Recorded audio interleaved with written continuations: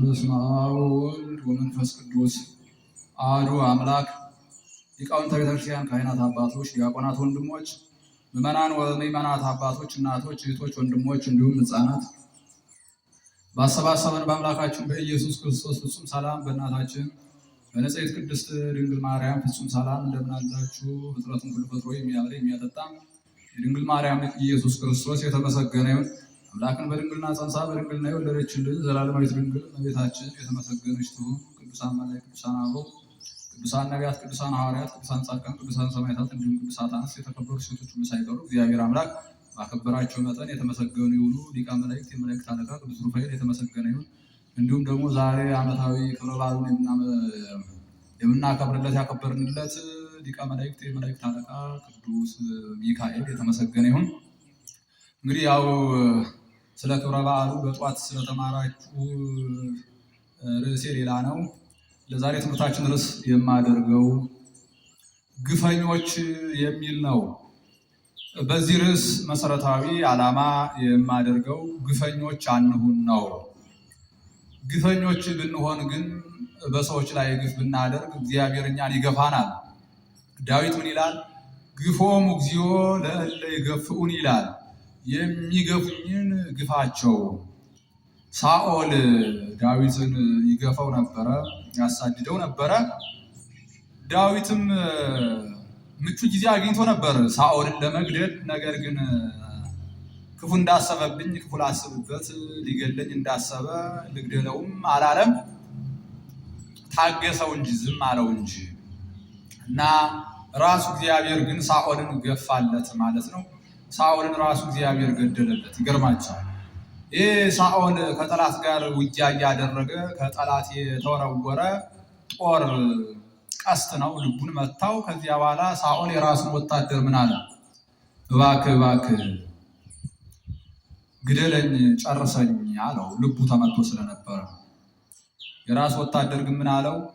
በአንተ እጅ በልቼ ጠጥቼ እንዴት አድርጌ አንተን እገድላለሁ? ንጉሥ ሆይ አይሆንም አለው። ወተረግዘ ለሊሁ ራሱን በራሱ ወግቶ አጠፋ ሳኦል ማለት ነው። በሰይፍ ራሱን በራሱ ሰይፍ ገደለ ማለት ነው። ራሱን አጠፋ። አሁን እግዚአብሔር ገፋ ለዳዊት ማለት ነው። እና እንግዲህ ግፍ ያው በምድሪቱ ሞልቷል ማለት ነው። በምድሪቱ ግፍ ነው ያለው። ግፍ በባህር ይመላ አሳውን ይበላ። ግፍ ያለ በባህር ውስጥ ነው። ለምንድን ነው ስንል የአሳ ምግቡ አሳ ስለሆነ ነው። ለነሱ ተፈጥሯቸው ነው። ሰዎች ግን ተፈጥሯቸው ያልሆነላቸውን ያደርጋሉ። ይሁን ግፍ ነው። ሰዎችን ይገፋሉ። ሰዎች በሰዎች ላይ ግፍ ይፈጽማሉ፣ ግፍ ይሰራሉ ማለት ነው። እና ግፈኞች አንሁን። ግፈኞች ስለሆን እግዚአብሔር ይገፋናል ማለት ነው። እግዚአብሔር ደግሞ ገፍቶ ከጣለን መነሳት አይቻልም። እግዚአብሔር ገፍቶ ከሰበረን መዳን የለም። እግዚአብሔር ገብቶ ከገነት ከመንግስተ ሰማያት ከሕይወት ካወጣ ወደ ገነት ወደ መንግስተ ሰማያት መግባት የለም። እንደወጡ መቅረት እንደወደቁ መቅረት ሲሆን ገሃነም ወርዶ ለዘላለም በመከራ መኖር ነው። እና እግዚአብሔር ደግሞ በእኛ ላይ ግፍ እንዳይፈጽምብን እግዚአብሔር እኛን እንዳይገፋን ግፈኞች አንሁን፣ ሰዎችን አንግፋ ነው። እና ዛሬ ያው እንግዲህ በምድሪቱ ግፍ ብቻ ነው የሞላው ማለት ነው። ሁሉም የእግዚአብሔር ተቃራኒ ነው። በአሁኑ ሰዓት የክርስቶስ ተቃራኒ ነው። ሁሉ በጣም የሚያሳዝን ነው። ሰው ሁሉ ለሰይጣን እየሰገደ የሰይጣንን ስራ የሚያስተናግድበት ክፉ ዘመን ነው። ክርስቶስ ተረስቶ እግዚአብሔር ተረስቶ ቅድስና ተረስቶ ሰዎች በክፋት መንገድ እየሄዱ ይገኛሉ፣ በሰይጣን መንገድ እየሄዱ ይገኛሉ። እና በምድሪቱ ግፍ ብቻ ነው የሞላው። እና ሰዎች ራሳቸውን ይገፋሉ። ይገርማቸዋል። በራሳቸው ላይ ሁሉ ግፍ ይፈጽማሉ። ጠጭ ሆነው ሰካራሚ የሚሆኑ አሉ። ይገርማል። ራሳቸውን እየገፉ እኮ ነው ጠጭ ሆነው ሰካራሚ ይሆናሉ። ይጠጣሉ፣ ይገለብጣሉ። የሚጠጡት መጠጥ ልብ ላይ ደም ያፈላል። ያ የፈላ ደም ተወርሮ ናላ ላይ ይወጣል ማለት ነው። ከዚያ በኋላ ደልዳላው መሬት ገደል ይመስላቸዋል። ገደሉ ደልዳላ ይመስላቸዋል። እዚያ ገብተው ስክትም ድቅቅ ብለው ይሞታሉ ማለት ነው። እንደዚህ ብሎ የልብስ ማስጫ ሆኖ የታያቸው ገመድ ኤሌክትሪክ የልብስ ማስጫ ይመስላቸዋል። ያን ይዞ የሚሞቱ አሉ። የሚሄደው መኪና ግንብ መስሎት ሂዶ ተጠግቶ ተገጭቶ ይሞታል። ብዙ አይነት ነገር የሚያደርጉ ራሳቸውን በስለት የሚያጠፉ ወደ ተራራ ራሳቸውን ወርሮ የሚያጠፉ ባህር ውስጥ ገብተው የሚሞቱ አሉ። ሰክረው እኮ ነው። ተመልከቱ። እኒህ ሰካራሞች በራሳቸው ላይ ግፍ እየፈጸሙ ጠጥቶ በመስከር ማለት ነው ራሳቸውን እየጎዱ እና ብዙ ግፈኞች ራሳቸው ላይም ግፍ ይፈጽማሉ። ጠጥተው በመስከር ራሳቸውን የሚገፉ አሉ። ጫት በመቃም ራሳቸውን የሚገፉ፣ ሐሺሽ በመሳብ፣ ጋንጃ በመሳብ፣ ሽሻ በመሳብ፣ ሲጋራ በመሳብ ራሳቸውን የሚገፉ፣ በራሳቸው ላይ ግፍ የሚፈጽሙ አካላት አሉ። ይህ በጣም የሚያሳዝን። እነዚህ ሰዎች አሁን ብዙ ችግር ነው የሚገጥማቸው ማለት ነው። በኢኮኖሚ ይደቃሉ፣ የገንዘብ ችግር ያገኛቸው፣ ስነ ልቡና የልቡና ችግር፣ የህሊና ችግር፣ የአእምሮ ችግር ያገኛቸው፣ የጤና ችግር ያገኛቸው፣ የአካል ችግር፣ የጥንካሬ ችግር ያገኛቸዋል፣ ጉስቁልና ያገኛቸዋል። ከማህበረሰብ ይለያሉ ማለት በጣም ነው የሚችሉ፣ በማህበረሰብ ይጠላሉ ማለት። አሁን እንዲህ አይነት ሰዎች በራሳቸው ላይ ግፍ የሚፈጽሙ ራሳቸውን የማይወዱ ሰዎች ናቸው። እና እንዲህ አይነት ሰዎች አሁን ለሰው መጥቀም አይችሉም። ለራሳቸው እንኳን መቆም ተቸግረዋል ማለት ነው። ራሳቸውን አይጠቅሙም እና ለሰው ሊጠቅሙ አይችሉም። ሰው መጀመሪያ ራሱ መኖር ሲችል ነው ለሌላው መኖር የሚችል። ሰዎች ራሳቸውን በመጀመሪያ ሲጠቅሙ ነው ሌሎቹን መጥቀም የሚችሉ። እና ግፈኞች በሰው ብቻ አይደለም ግፍ የሚሰሩ፣ በራሳቸው ላይ ግፍ ይሰራሉ። እግዚአብሔር አደራ ብሎ የሰጣቸውን ህሊናቸውን፣ አደራ ብሎ የሰጣቸውን ጤናቸውን፣ አደራ ብሎ የሰጣቸውን አካላቸውን በጉስቁልና በኃጢአት የሚያረክሱ ራሳቸውን ኃጢአት እየሰሩ ግፍ የሚሰሩ በራሳቸው ላይ ማለት ነው። ተመልከቱ። ኃጢአት በመስራት ራሳቸውን የሚገፉ አሉ። ዝሙት በመስራት ራሳቸውን የሚገፉ፣ ግብረ የአውናንን ስራ፣ የቆሸሸ ስራ እየሰሩ ራሳቸውን የሚጎዱ፣ በራሳቸው ላይ ግፍ የሚፈጽሙ አሉ። ብዙ አይነት ክፋቶችን በማድረግ ግፈኞች አሉ። አደራቸውን ያልተወጡ፣ ከእግዚአብሔር የተሰጣቸውን አደራ ያልተወጡ፣ ራሳቸውን የጎዱ፣ ራሳቸውን ለአደጋ አሳልፈው የሰጡ ግፈኞች አሉ። እንዲህ አይነት ሰዎች ምድሪቱን ሞልተዋታል። በሰዎች ላይም ደግሞ ግፍ የሚፈጽሙ ብዙ ናቸው። በሰዎች ላይ ግፍ የሚፈጽሙ፣ የሰው ንብረት የሚዘርፉ፣ የሰው ንብረት የሚቀሙ፣ የሰው ንብረት የሚያቃጥሉ፣ ህዝብ የሚያፈናቅሉ፣ ህዝብ የሚያሳድዱ፣ ብዙ ህዝብ የሚገሉ አሉ። ግፈኞች ማለት የሰው ደም የሚያፈሱ፣ ሰው የሚገሉ፣ እንዲህ ያለ ግፍ የሚሰሩ፣ በሰው ላይ መተት የሚያደርጉ፣ የሐሰት ምስክር የሚሆኑ፣ ጉቦኛ የሚሆኑ፣ ፍርድ የሚያጣምሙ ግፈኞች፣ በንጹሐን ላይ በሐሰት የሚፈርዱ፣ በንጹሐን ላይ የሐሰት ምስክር ሆነው ሰዎች የሚያስወነጅሉ፣ የሚያሳስሩ፣ እንዲህ አይነት ግፈኞች ሞልተዋል በምድሪቱ ማለት። በጣም ግፈኛ ብቻ ነው የሞላ ገርማቸው። ሰራተኞቻቸውን የሚያሰቃዩ አሰሪዎች፣ የሰራተኞቻቸውን ደሞዝ የሚቀሙ ግፈኞች፣ የሰራተኞቻቸውን ገንዘብ የሚቀሙ ብዙ አሉ። የሰው ወዝ የሚጠጡ እንደ ሰይጣን ብዙ አሉ። ብዙ ግፈኞች ማለት ነው። 24 ሰዓት በስራ የሚያሰቃዩ፣ ከተሰጣቸው የስራ ገደብ በላይ እንደው የሚያሰቃዩ ሰራተኞቻቸውን ግፈኞች አሉ። ደሞዛቸውን የሚቀሙ እንደነገርኳቸው ብዙ አይነት ግፍ በምድሪቱ ውስጥ አለ። በዕለተ ሰንበት እንኳን እግዚአብሔርን እንዳያመልኩ እድል የማይሰጡ ማለት ነው። ከዓመት እስከ ዓመት 24 ሰዓት ነው ስራ የሚያስጠገሩ ግፈኞች አሉ። የእንጀራ ልጆቻቸውን የሚያስረቡ ግፈኞች ተመልከቱ። የእንጀራ ልጆቻቸውን ስንት አሉ እኮ ከሴትም ከወንድም የእንጀራ ልጆቻቸውን የሚያሰቃዩ፣ የእንጀራ ልጆቻቸውን የሚያስረቡ ብዙ በደለኞች፣ ብዙ ግፈኞች አሉ በምድሪቱ። እና ምድር ላይ የሞላው ምንድን ነው ስንል ግፍ ብቻ ነው ማለት ነው። ሁሉ የእግዚአብሔር ተቃራኒ ነው። ሁሉ የክርስቶስ ተቃራኒ ነው። በዚህ ምክንያት ነው እግዚአብሔር እኛንን እየቀጣን ያለ ማለት ነው። በምድር ሰላም የሌለ፣ በምድር ሰላም የጠፋ፣ በዓለም ሰላም የጠፋ ስለምንድን ነው ሲባል የዓለም ሰዎች ግፈኞች ስለሆኑ፣ ልባቸው እንደ ፈርዖን ስላደነደኑ፣ ጨካኞች ስለሆኑ፣ ሁልጊዜ የሚታያቸው ክፉ ስራ ብቻ፣ ሁልጊዜ የሰይጣን ስራ ብቻ ነው ማለት የሚታያቸው። መልካም ስራ የለባቸው። ዘመናቸውን በሙሉ በግፍ ነው የሚጨርሱ። እና እንዲህ አይነት ሰዎች በራሳቸው ላይ መዓት ነው የሚያመጡ ማለት ነው። በራሳቸው ላይ እግዚአብሔር እንዲገፋቸው ይሆናል። እና ራሳቸውን የሚበድሉ ግፈኞች አሉ። እንደነገርኳቸው ሱሰኞች፣ በተለያዩ አይነት የሱስ ሰንሰለቶች ራሳቸውን የሚጠመጥሙ ማለት ነው። በጣም የሚገርም እኮ ነው። ልክ ከክፉ ስራቸው ሰብረው ለመውጣት እስኪቸገሩ ድረስ የክፋት የኃጢአት ሰንሰለቶችን በራሳቸው ላይ የሚጠመጥሙ፣ አካላቸው በክፋት ሰንሰለት በተለያዩ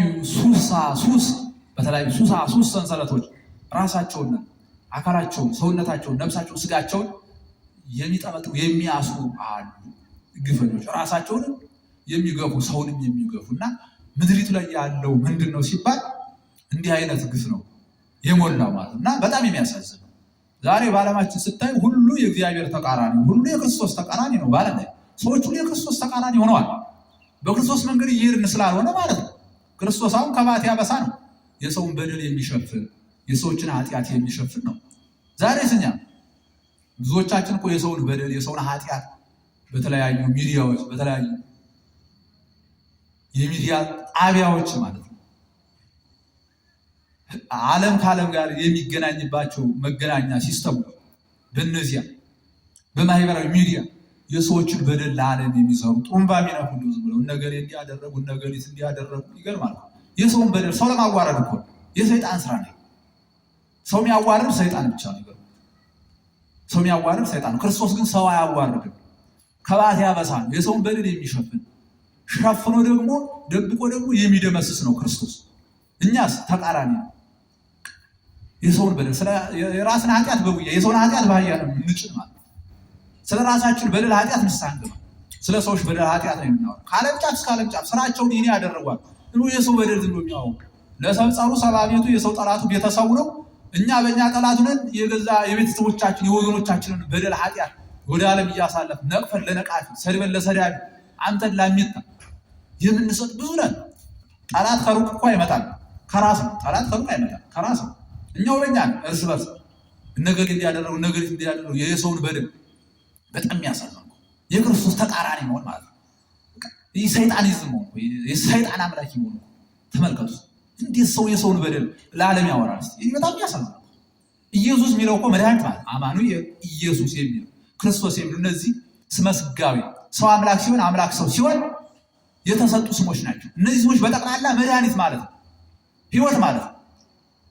የአማኑኤል ዋናው ዓላማው የኢየሱስ ዋናው ዓላማው እኮ መድኃኒት መሆን ነው። እኔ ለኃጥአን መጣሁ ለበሽተኞች መጣሁ እንጂ ለጤነኞች አይደለም አለ። ገና ሲመጣ እኮ ዓለም ሁሉ በድሏል። ዓለም በሙሉ ኃጢአተኛ ነበር፣ በደለኛ ነበር።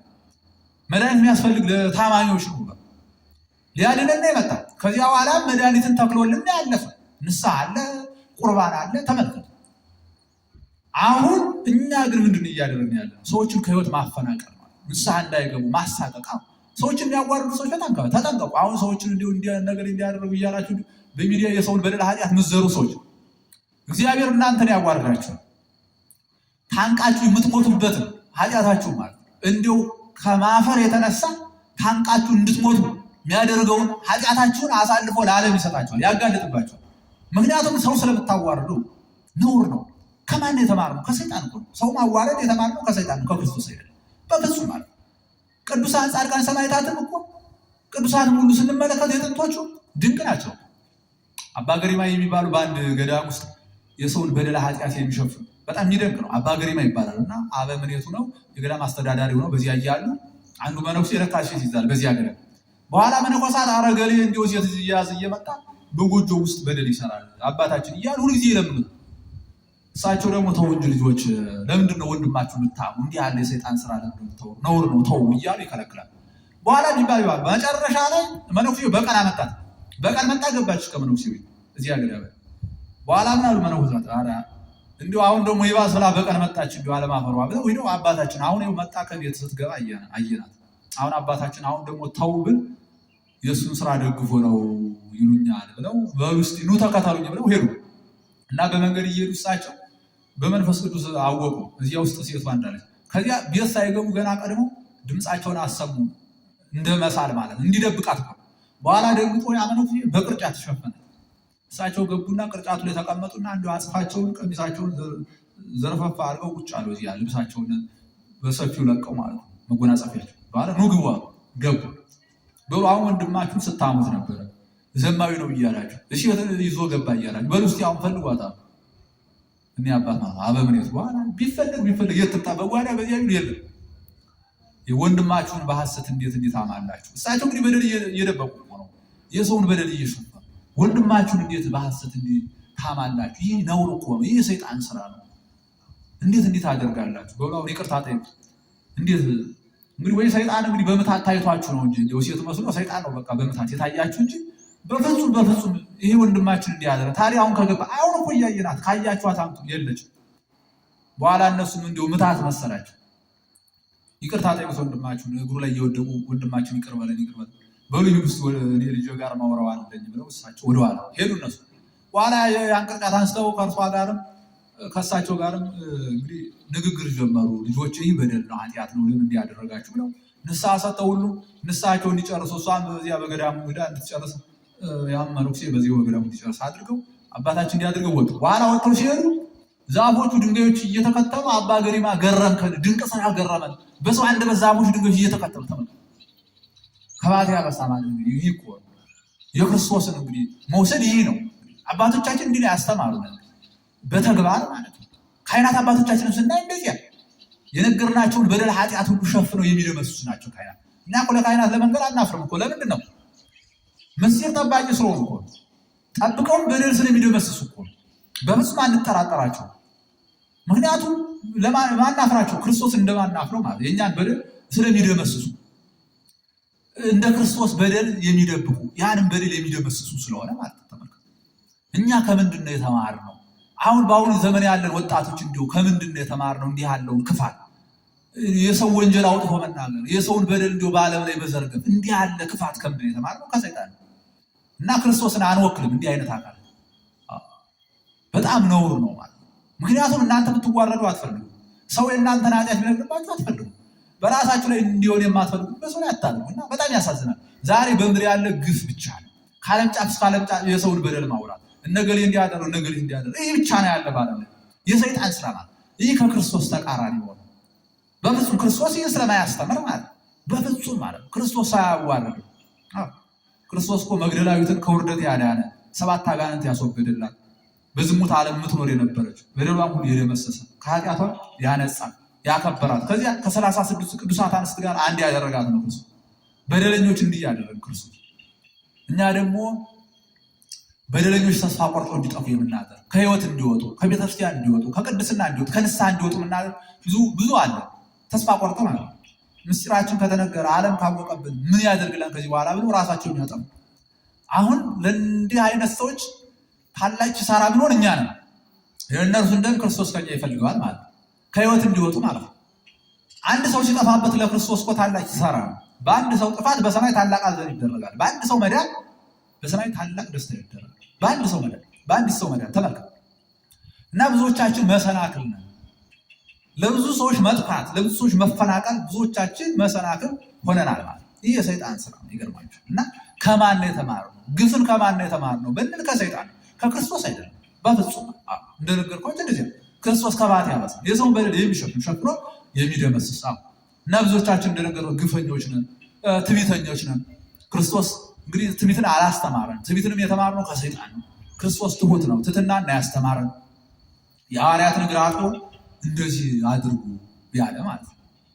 ኢትክልዎሙ ለሕፃናት ይምጽኡ ኀቤየ፣ ሕፃናት ወደ እኔ ይመጡ ዘንድ አትከልክሏቸው ብሎ የተናገረ ክርስቶስ ሕፃናትን ሁሉ በኩል ዓይን የሚያከብር ማለት ነው። ወደ መንግሥተ ሰማያት የሚገባ ማን ነው ብለው ሲጠይቁ ሐዋርያት ሕፃን ጠርቶ መካከላቸው አቁሞ እንደዚህ ሕፃን መልካም ካልሆናችሁ፣ እንደዚህ ሕፃን ልባችሁ ንጹሕ ካልሆነ ወደ መንግሥተ ሰማያት አትገቡ ማለት ነው። ሕፃናት አሁን ተጣልተው አሁን የሚታረቁ ቂም በቀል የማይወዱ ናቸው። ፍቅርን ብቻ ገንዘብ ያደረጉ ናቸው። ተመልከቱ። እና ክርስቶስ ትሕትና ከሕፃናት ጋር እየዋለ ማለት ከኃጢአተኞች ጋር እየበላ ትሕትናን ያስተማር። ክርስቶስ መፍቀሬ ሰው ይባላል። የሰው ወዳጅ ማለት ነው። ሰው ወዳጅ ዓለሙን እንዲወደዱ ነው የተባለ ክርስቶስ። እና በእኛ መካከል ግን ፍቅር የለም። ፍቅር በዓለም ጠፍቷል ማለት እና ጥላቻን ብቻ ገንዘብ አድርገናል። ይህ ጥላቻ ደግሞ ከሰይጣን የመጣ ነው፣ ከክርስቶስ ነው። ክርስቶስ መፍቀሬ ሰው ወዳጅ ስለሆነ ማለት ሰው ወዳጅ ስለሆነ እኮ ዓለሙን እንዲወደደው ሰው ወዳጅ ስለሆነ ነው ስለ ዓለሙ ራሱን አሳልፎ ይሰጣል። የተገረፈ የተሰቀለ እስከ ሞት ድረስ የታመነ ለምንድን ነው ስንል ሰውን ከመውደድ የተነሳ ፍቅር ሰሐቦ ለወልድ ኃያል መንበሩ አብሶ እስከ ለሞት። አምላክን ከሰማይ ሰማያት ያወረደው እንዲገረፍ ያደረገው እንዲሰቀል እንዲሞት ሊያደረገው ምንድን ነው ሲባል ፍቅር ነው፣ ሰውን ከመውደዱ የተነሳ። እርሱ ግን አምላክ ነውና ሞት እንድል አድርጎ የተነሳ እና ጥላቻን ከማን ነው የተማርነው ስንል ከሰይጣን ነው። ዛሬ በምድሪቱ ያለ ጥላቻ ብቻ ነው። ጥላቻ ሰው መጥላት ነው። በጣም ያሳዝን። እና ክርስቶስ ግን ይህን አላስተማረ። ክርስቶስ ያስተማረ ፍቅር ነው። ክርስቶስ ያስተማረ አንድነት ነው። ብዙዎቻችን ዘረኞች ነው። ክርስቶስ ዘረኛ አይደለም። ዘረኝነት ነው የተማረው ከሰይጣን። ክርስቶስ ግን ዘረኛ አይደለም። ዓለሙን እንዲሁ ሲወድ ሁሉን ነው የወደደ። የሚያምኑበት ሁሉ እንዲሁ ነው። እንዲሁም የገዛ ወገኖቹማ እንዲሁም ምን አደረጉ? አልተቀበሉትም። ሰቅለው ገረፉት። እንዲሁ ገርፈው ሰቀሉት። ነገር ግን አሕዛብ ምን አሉት? አመኑበት፣ ተቀበሉት ማለት። ክርስቶስ ዘረኛ አይደለም፣ ሁሉን የሚወድ ነው። እኛ ግን ዘረኞች ሆነናል። ለምንድን ነው? የክርስቶስ ተቃራኒ ሆነናል ማለት። የዓለም ሰዎች እንደዚህ ናቸው። ትዕቢተኞች ነን፣ ዘረኞች ነን፣ ተመልከት፣ አሳዳጆች ነው። ይበጣም ነው። ትሕትና የለን፣ ትዕቢተኞች ነው። ክርስቶስ ትሕትናን አስተምሮ ነው። እየጾመ እየጸለየ እየሰገደ እንድንጾም፣ እንድንጸልይ፣ እንድንሰግድ የሐዋርያት እግር አጥበው እናንተም እንዲህ አድርጉ በማለት ራሱን ዝቅ አለ። በበረት ተወልዶ ይሁሉ ትሕትና ይህን ሁሉ እንድንፈጽም ነበር። እርሱ እንግዲህ ትሕትናን ነበር ያስተማረ ክርስቶስ በተግባር። ግን እኛ የእርሱ ተቃራኒዎች ነን። በፍጹም ክርስቶስን እየወከልን አይደለም ነው ያለን ሰዎች። ሁላችንም በክፋት ነው ያለ። ይህ ሁሉ የሆነ ለምንድን ነው ሲባል ግፈኞች ስለሆነ ነው። ግፍን ነው የምናስተናግድ እና ዛሬ በዓለም የሞላ ምንድን ነው ሲባል በዓለም የሞላ ዛሬ ግፍ ብቻ ነው።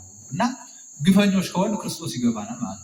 ክርስቶስ ከገፋን ደግሞ ያው ሞት ነው ያለ፣ ጥፋት ነው ያለ፣ መዳን የለም። እርሱ ከገፋ ከጣለ መነሳት የለም። እና ዳዊትም የሚገፉኝ ምን አለ ግፋቸው ያለ ስለ ሳኦል ነው በልኩ የተናገረ። እና የሚገፉንን እርሱ ራሱ ይገፋቸዋል።